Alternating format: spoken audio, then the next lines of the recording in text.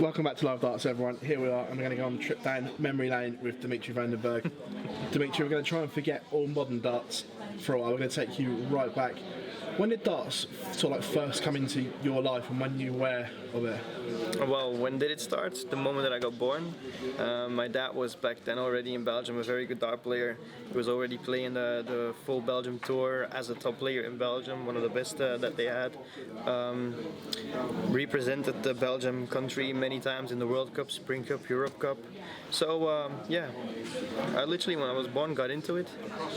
Okay, can you remember your first TV moment when you watched it on TV, the first game you ever watched and things like that? Oh, I think the first games that I've watched that was to do with TV gotta be the video Lakeside on the BBC. That's when I think it was called The Embassy. Yeah. I think it was called Embassy back then. It was. But my dad also was a man that videotapes it all, like put it all on tape, so that means we watched games back again. I remember games of Marshall James, Sean Paul Freeman. I remember games that I was watching from Les Wallace, Colin Monk. Yeah. It was like all these players. I can remember a couple of games of them.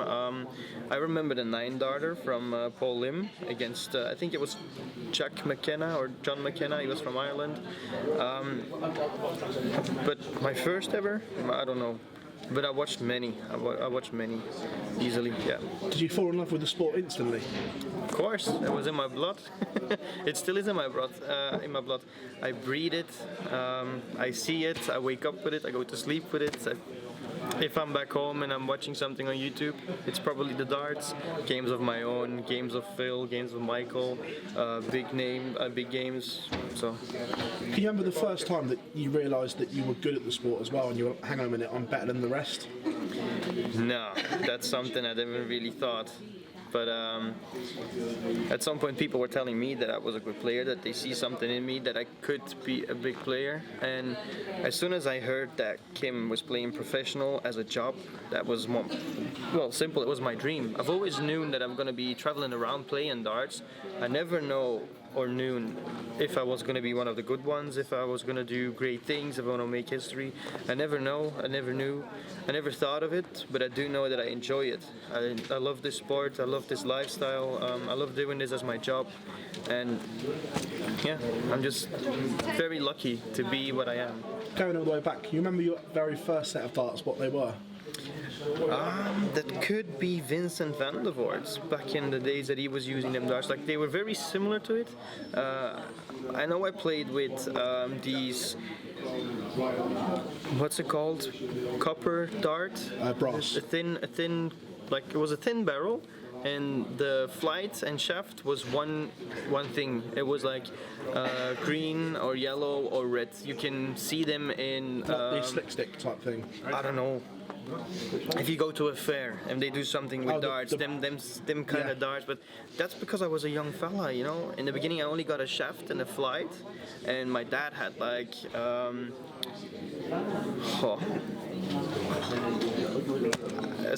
think it's called a square dartboard. Yeah, the cabinet that you goes in. Yeah, like no, just a square dartboard, and it was all of these points sticking out. So if you throw them shaft and flight, obviously it goes right in between all these points sticking out. So I always had to like fish them out at the end. But that's how I started off, and my dad saw that. Hold on a minute, you're never missing it. Okay, well, let's try something new. And then he put on a dartboard against the wall. No, on a chair. That's the first. The dartboard on a chair. I was standing close. He gave me these darts that I told you about that you can have in the fair. Yeah. And I was like throwing with them, and he saw that I was throwing them in it every time again. I didn't miss, so he was like surprised. And I was 2.5 years old when this was happening. Then he took another dartboard, but he put it up on the wall. He gave me an actual set of darts. Can't remember which ones, but probably darts that he was using himself, which were boxers. I remember he was playing with boxers. I know he played with Eric Bristow darts, and well, now he's only playing with my darts. Again, looking at it, obviously, when you were a youngster, was it hard to play professionally, obviously, because it's not professionally, but semi-professional level? Obviously, it costs a lot of money financially and stuff like that. Was that a lot of pressure on you? Well, it depends on what age age you're talking about? Like what moment? Like, are you talking about playing in the PDC, or are you talking about going on the BDO tour? The BDO tour, we're talking pre-PDC, so obviously when you're Yeah. travelling to all these open competitions, not guaranteed to win anything back yet, it's obviously costing money to go to them. Well, I didn't really had a sponsor when I was a young kid, when I was playing all these BDO tournaments. So which ones was I playing? I was playing the Belgium Open, the Antwerp Open, I was going to the Dutch Open, they had Tops of Ghent, they had Flanders Open, like all the big tournaments of Belgium, that's where I played in. And maybe a few in Holland, but that were like just close to the border, and my dad went, so he put me in, registered me. But I never really was sponsored or doing the full tour until I got 18. And then I met someone that was interested in just giving me all the experiences. The only thing I needed to do is just bring all the invoices of the hotels, the flights or whatever it was, so he could bring it in. But knowing that he was sponsoring me, he says everything you earn, you can have it fully. I'm like, really? So that's when I went to Spain, a couple of times to Germany, playing the pairs tournament, playing the singles tournament. But I was already 18, so that wasn't,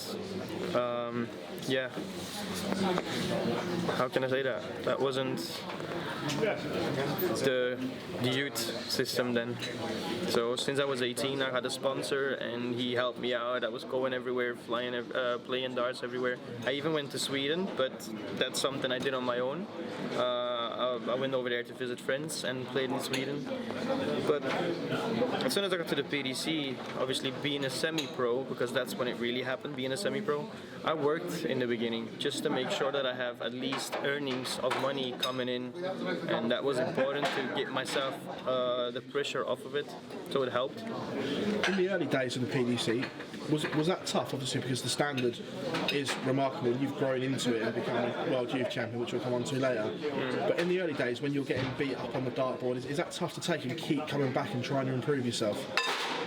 Obviously, in the beginning, I was just looking at it as doing my best, giving my best, being very curious to what it's about, what it's going to bring me, how is my life going to be, how is it going to change, will I be busy, will I be home a lot, will I be having the chance to practice, can I still work, can I get myself extra money, will I see my friends, my brothers, all these things. That was all new territory. I needed to find out how it was. So in the beginning I was losing because I wasn't comfortable yet. It was all new to me. But the next year, I straight away was playing good games, was not losing big, was losing close, and then all of a sudden I managed to win. And from the one win came the other win, and I continued on and on and on. So small steps happened to me. Again, from there you progressed again and again. The highlight of your career, the World Youth Championship? Definitely, yeah. The first one or the second one? Both. I've always dreamed about being a World Youth Champion. Then at some point I managed to do it. First I got close by getting into the semi-final, losing out to Corey Cabby back then. And then the year after I managed to get into the final. I managed to win the final with the highest average ever of the final. And I was like, wow, unbelievable, I managed to win it. And then a year later I'm in the final again, winning it again. And I was like, I never even thought about winning it twice, and now I made something real. Wow, because I know the standard is hard, the standard is tough. All these youngsters are coming through, all of them are believing in themselves, and it's good, it's really good. And I hope a lot of them also are going to be mature enough in their minds to actually make it their job, because there's so many good players, so many young talents. Was that hard to hand back the trophy knowing that you'd never touch it again? I have a little replica back home, so I'm a little bit satisfied by that. Obviously on the stage we see Dimitri van den Bergh, the dart player, the walk on, it's very high paced. the dancing Dimitri, we see it, and then you go into this cool, calm and collected shell. But who's the real Dimitri van den Bergh? Is it the cool, calm and collected one, or is it the laugher and joker that we see? As a person, that obviously depends from day by day, but most of the time I'm a smiley man, I'm a happy man, I'm positive, optimistic. I'm a huge family man, because obviously you can see that. My 3 younger brothers' name tattooed on my arm. My family is my everything. Without my family I wouldn't be who I am. My best mates, without them I wouldn't be who I am. So I also try to make everybody the respectful feeling they deserve, because everybody does a great job. Everybody needs to get credit for everything they do, and especially in this circuit. Besides that, let's say I'm a bit lonely because obviously I have no girlfriend the last 3 years. That's something different because combining love with darts, that's a shell apart. Like them don't close together so far. That was my next one. Is it tough to have relationships, being that you're never at home, you're always travelling? Yep. The PDC calendar, there's always something on. Is that extremely difficult to try and juggle? Totally, because think about it. I have 3 younger brothers. I love them to bits, and I want to see them weekly, which is difficult because most of the time I only have one day, one night back home, and then I'm on the road again because I have to do exhibitions, I have to play the tour, they have to go to school, my other brother has to go to work, so it's difficult to see them, and then I don't even have a girlfriend yet, and it's already difficult to see my brothers, so it's going to be difficult as well to see a girlfriend if it ever comes that far. Again, we see you with the fans as well, that posing for selfies, doing autograph. What was that like the first time that someone asked you for a selfie or an autograph? And you're like, whoa, what's this? This is my first autograph, people. Oh my god. That was my time. I was like, obviously, as soon as somebody asks your photograph, you must be doing something great, something good. And that was like, wow, this is out of my mind. This is unbelievable. And stuff like that. It's just small things. And now I know, with doing what I'm doing, I can make people happy, give them an autograph, give them a picture, they are smiling, and that's what I love about it. Can you still walk down the street at home without people stopping you for a photo? In Belgium I can, yeah, no trouble. When I'm in Holland, I'll get recognized. When I'm in England, I get recognized. Sometimes in Germany, but in Belgium, Dutch is not really big, but you know what? I can't be bothered anymore. I have tried everything I can, newspapers, TV, giving their knowing about, so whatever happens in Belgium. We'll see. Is that nice though, that you've almost got the retreat of Belgium, knowing that you can just go and disappear if you want to for a couple of weeks, where like you say in England, I remember Phil saying Phil couldn't go to the shops at one point. Michael in Holland, he says the same, he's like constantly gets mobbed. So is that nice that you've got that retreat if you need to? I think that has 2 sides.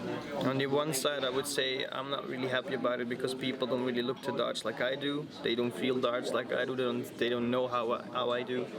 And on the other side, yeah, it's alright. It's good because then I can still have, let's say, a normal life when I'm back home. Is that a huge thing for you to just try and be normal, because we see you on the stage as a superstar, but then you can then cut it off and then just be normal Dimitri at home? Is that nice? It doesn't really matter if it's me home or me here. As soon as I am off that stage, I'm the respectful young man again that has a happy face. That's me. It doesn't matter where I am. If I'm not smiling, then I'm gonna go mentally, or something happened back home that it's a tough period, but I'm an optimistic, so I'll get out of it soon, and otherwise I just have a good chat with my manager or a good chat with my parents. You're saying you're always happy, smiley, which is great, because something we don't see an awful lot of these days. People have the weight of their world on their shoulders. Yeah. But have you ever lost your temper? Like when you go backstage, have you ever been really mad? I am not a man that goes mad. I am a man that gets emotional. So if I am not feeling fine, or if I'm not going well, I'll have a couple of tears coming out. That's me. I'm not. You have to do a whole lot of things to make me very angry, and that's for me the same way to darts. If something happens or if I lost, I'll be angry at myself, but I don't have a big temper. No. World Championships on the horizon. Yeah. Can you remember your first trip to Alexandra Palace? Yeah. Like it was yesterday. I think I can, because obviously I was going over there. I think I jumped in the car with Kim back then. I think I went on my own over there. I don't think I got somebody with me, because I had to play against Ian White my first round. Back in that time, he was the number 9 of the world, if I'm right. I was going 2 days earlier. The first day that we arrived, I went over there to look at it, like Ali Pali. I went in there, I wanted to be there, I wanted to see the atmosphere, I wanted them, like, because I was so curious, like, what is it all about? How big is it? How many people? Is it gonna be crazy? And then I was there, and I couldn't believe that I was there. I was at the magical place of Ali Pali, and then the next day I was going up there playing, and obviously I was nervous. I wasn't knowing really what's gonna go happening for me, and then it's like, yeah, Dimi, yeah, you have to pull up. Obviously I came in there, they put pen and paper in front of me. Yeah, you need to sign this, and I was like, I need to sign this? Yeah, that's about your sponsorships and the names of it. So I was like, wow, this is really serious. And I was doing everything, and then I was like, okay. And then they told me, good, I will come and get you pulling up. You first have to do a couple of interviews. So I think I done the Dutch TV and English TV. Then I had to go back, was back on the practice board. I was still excited, I was still a bit nervous. I think I was practicing together with Stephen Bunting. And yeah, then it happened. Yeah, pulling up, me against Ian White. And I was like, wow, I'm playing Ian White. I'm gonna be on Ali Pali. Wow, unbelievable. Obviously I was watching the games. I think Steve Beaton just won a game with 164 checkout on the bull. And I was like, wow, oh, unbelievable. Like, look at this. This is all real, a dream come true. And then on that stage and winning my first round, I couldn't believe it. It was just as magical as I was dreaming of it. Have you got a favourite game you've played at the magical Alexandra Palace? Yes, the one against Mensur Suljovic, 4-0 win in sets, which was something I never thought would happen. I did believe in myself, but I never thought I would win against Mensur on that stage with 4-0 in sets. That was unreal. Any expectation going into this year's tournament? This year's World Championship, I'm gonna be definitely mentally prepared. I'm working hard. My dad now is supervisioning me. Like, he's literally sitting there on a table with pen and paper, pulling everything pen to paper. What I do on the practice board, he's watching me, is motivating me, he's directing me, and just by 1 week practicing with him, it's a total different person that I am now on the board, and I'm enjoying it again. After the European Championship, I needed somebody to give me a kick on the butt to get myself back to being a pro, and I'm doing it more than ever now. And you know what? I'm really happy I did, and I'm really happy my dad is pushing me for it, because I know I'm going to be ready when the world's going to be there. Dimitri, it's an absolute pleasure to sit down with you and go down memory lane, take you back to some of those places. Thank you very much. As always, thank you very much. Fantastic. Thank you.